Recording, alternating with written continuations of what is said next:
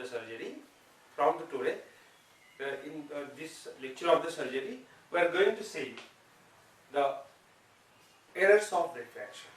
We are going to start the ophthalmology. In ophthalmology, start with the errors of the refraction. Now, errors of refraction. What do I do in that? What happens? As you see in the physiology of the vision, the parallel rays when fall on the eye, it travels through different refractory medias and it reaches to the retina, where at the fovea. And when it reaches to fovea or fall on the retina, we can see the image. But what happens in the errors of refraction due to a defect in the refractory medium? The parallel rays that doesn't fall where on the retina or doesn't reaches up to the retina, not fall on the fovea, and the patient is not able to, or person not able to see the image, isn't it? The before going to what are the errors are there, we have to understand the two terms are there. One is the emmetropia and second is the ametropia. Emmetropia means what? It is in a normal condition. As I already said, when the person sees the parallel rays, they fall on the retina and fovea, and patient is able to see the image when accommodation is at the rest. So this is a normal condition. It is not what? The error. What? Emmetropia. If the person can see the distant and the close object easily without any interference, can see clearly, then this condition is called emmetropia, which is a normal condition. While ametropia means what? Where the parallel rays of the light or doesn't fall on the retina, either fall in front of the retina or behind the retina, due to what? The alteration into the refractory medium of the eyeball. It's called as a ametropia. There are three types of the ametropia is there, where in which the parallel rays of the light doesn't fall on the retina. These three conditions are: one is the myopia, which is also called as a short-sightedness. Second is a hypermetropia, also called as a long-sightedness. Long-sightedness. And third is a astigmatism. Astigmatism. In today's lecture, we will discuss about the myopia. Discuss about the myopia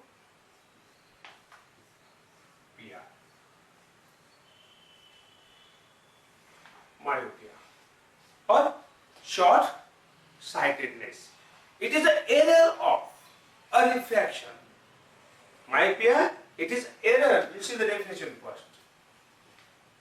It is an error of refraction. Error of refraction, in which parallel rays of light fall, or you can say or focus, fall or focus in front of retina. In front of retina. See, it is error. Where the parallel rays of the light, instead of falling on the retina, they fall or focus in front of the retina. It doesn't reach to the retina. They fail to reach the retina. So that's why patient cannot see the image. And this type of the error is called as a myopia or short-sightedness. Why is it called short-sightedness? Because person have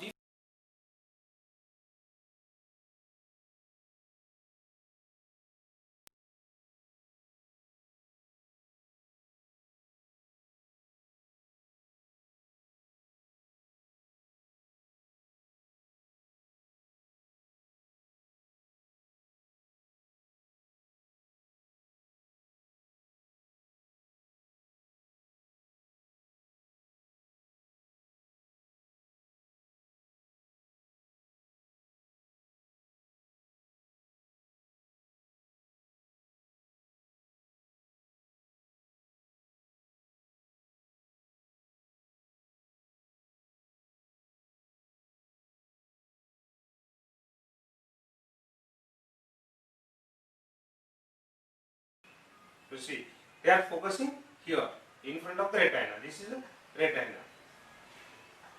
It should fall here. This ray should be reached.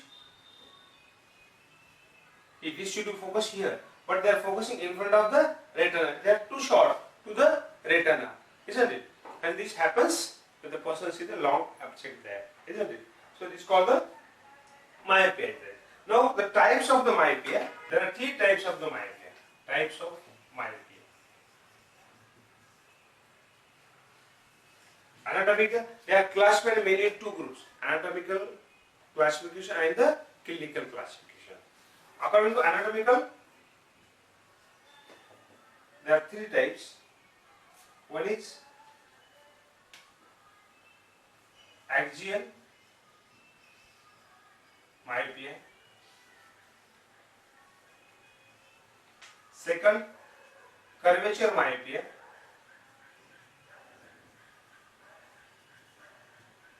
And third,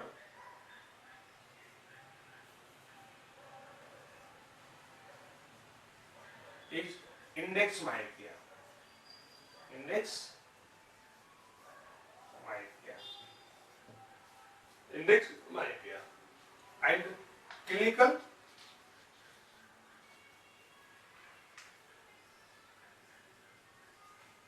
clinical types. There are three clinical types of the myopia. Number one, congenital. Second, developmental.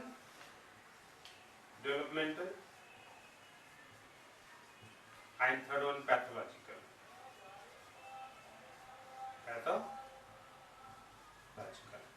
Pathological myopia. So we will see first the anatomical or defect-wise myopia. These are axial myopia, curvature myopia, and the index myopia. First is axial myopia. Axial myopia means what? It is the myopia or the refractive error occurs due to increase in the anteroposterior diameter of the eyeball. This lengthening of the eyeball. If this anteroposterior diameter is increased, this type of the myopia is called as a axial myopia. Do you understand? Axial myopia means it is a type of the myopia which occurs due to increase anteroposterior diameter. This anteroposterior diameter of the eyeball. Is it? And due to that, what happens? The parallel rays, they focus in front of the retina. Isn't it? If eyeball is normal, so it will be, suppose your eyeball is up to here, it will fall on the retina. But if increase the what anteroposterior diameter, retina goes too long and the light rays focus in front of the retina. Do you understand? Then the curvature myopia. Curvature myopia means what? It is the type of the myopia which occurs due to increase refractive medium. Anyone, either the cornea or the lens. Mostly the lens. Either increases, instead of that length, this diameter or curvature gets increased. See, this is normal, this is an increased one. Or either this cornea, it gets increased. Cornea gets increased. So what happens? Refractive medium gets increased. And due to that, the parallel rays fall in front of the retina. That's called curvature myopia. Due to increased curvature of the refractive medium. That's why called curvature. Then the index. If refractive index gets increased, means any one of the refractive medium becomes thick, and due to that thickness, if the refraction gets increased or refractive index gets increased, such type of the myopia is called a refractive index or index myopia, which occurs most commonly in the lens, where in lentil sclerosis is the best example of this index myopia. So do you understand? So these are the types of the myopia according to the what? The defect or the causes causing increase the anteroposterior diameter or either the refractive index. Second type classification is clinical types. Clinical types, there are the three types are there: congenital, development, or the pathological.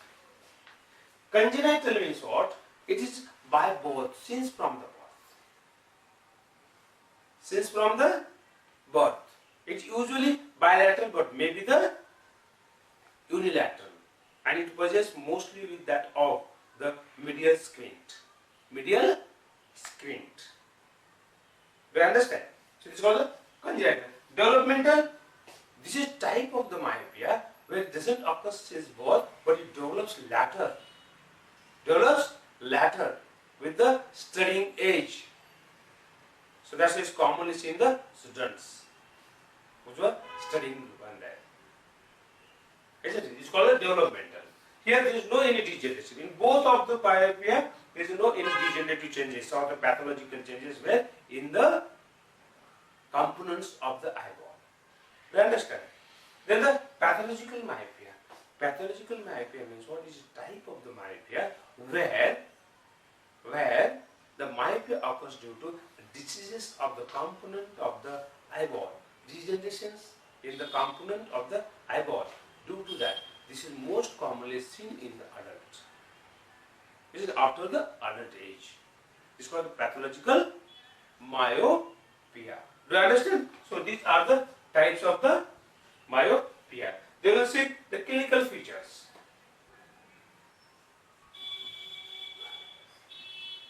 Clinical features. The clinical features of the myopia is that patient complains that mostly these ones, developmentals, they complain that they cannot see the distant object. The object from the long distance. There is no difficulty in seeing a close object. They can see easily. But distance object cannot be seen readily or have the what? Errors in seeing that. That's the best clinical feature, isn't it? Second one, clinical features in the pathological. In addition to that, addition to what? That seeing the distant objects, there is black spots in front of the eyes. Patient often complain the black spots in front of the eyes. That are the clinical features of myopia. So effect of myopia on the accommodation, or you can say effect of accommodation in the myopia. If accommodation is to be there, in accommodation, when I accommodate not at the rest, the myopia gets increased. Myopia gets increased. Do you understand? So these are the clinical features. What clinical features? Very simple. Most of the patients, they complain that they cannot see the distant object, the object from the long distance, and they can see the close object properly or easily. Close object. In addition to that, in pathological myopia, in addition to that difficulty in the seeing the object from long distance, there is a black spots in front of the eyes. Isn't it? These are clinical features. Now the diagnosis.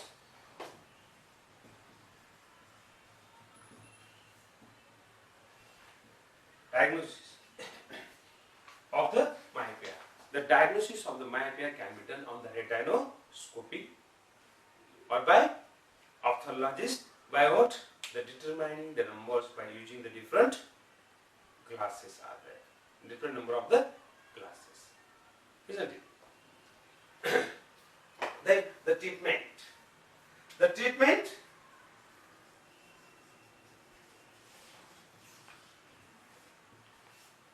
non-pathological myopia. Isn't it? It can be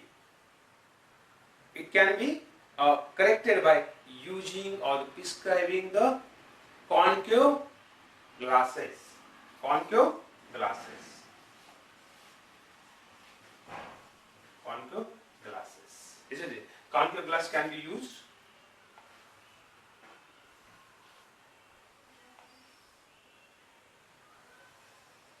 And when concave glass is used, then it increases intensity of the light, and this light rays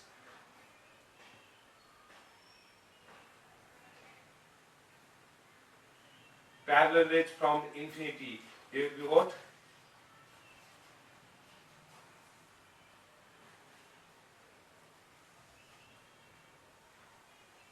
fall on the retina. Fall on the retina. Isn't it? They fall on the retina.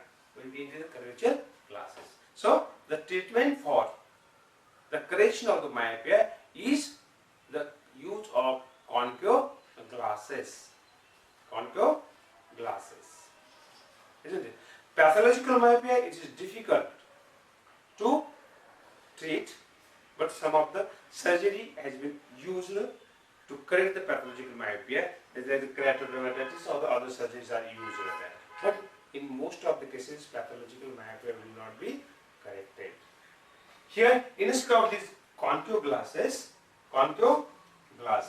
you can advise the contact lenses also for the correction of the myopia. And this is the treatment of myopia. And that's all about the myopia. Isn't it? In today's lecture, we have to complete our first error of refraction, that is the myopia or short-sightedness. Hope that you have understood it. Go through the lecture and try to understand the myopia. In next lecture, we will see another error of the refraction. Thank you for watching the lecture.